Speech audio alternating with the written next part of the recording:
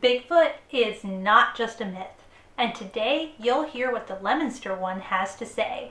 Hey, I'm Amanda, and this is Acutely Amanda, where we alternate between fiction and fiber arts. Love crafting? Love fantasy worlds? Then you're in the right place. Hit subscribe so you don't miss what's next. So let's dive in. Since it's season 3, we're in fiction mode. I'll be sharing a short story and then, like last season, exploring the inspiration, process, and real-life threads woven through the piece. Today's short story is Finding Song in Leominster State Forest. I live in Leominster State Forest. Those humans from that Finding Bigfoot TV show aren't wrong about that, although they are wrong about a lot of other things. I'm no more an interdimensional being than any other member of the supernatural community is. Just like all of us, I'm very good at eluding human detection when I want to, and I always want to. I like my solitude. Big feet spend most of our time alone, except to mate and parent a new Bigfoot, which we don't do very often because we live a long time.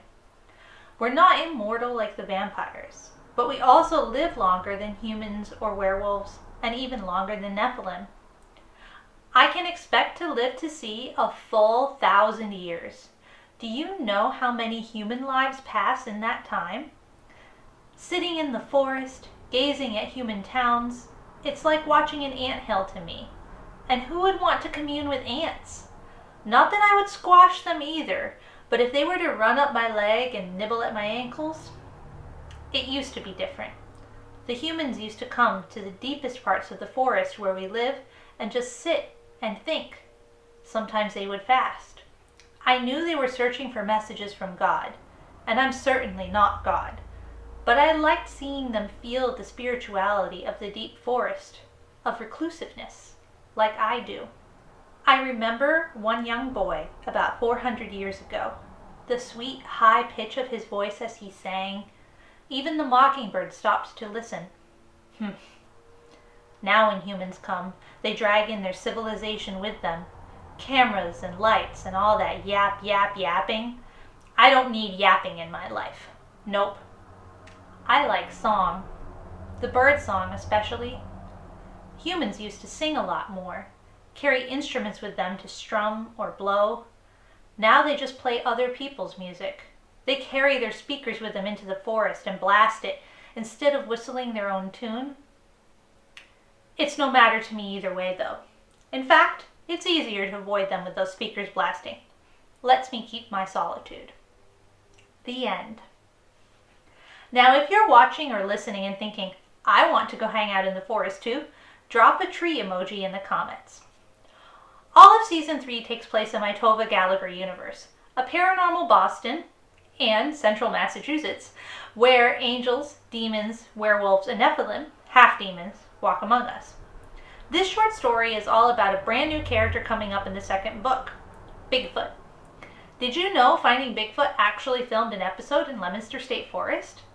There's even a book written by a local legend hunter, Monsterland, by Ronny LeBlanc. I grabbed a copy from my library, and it seems like every library around here has one.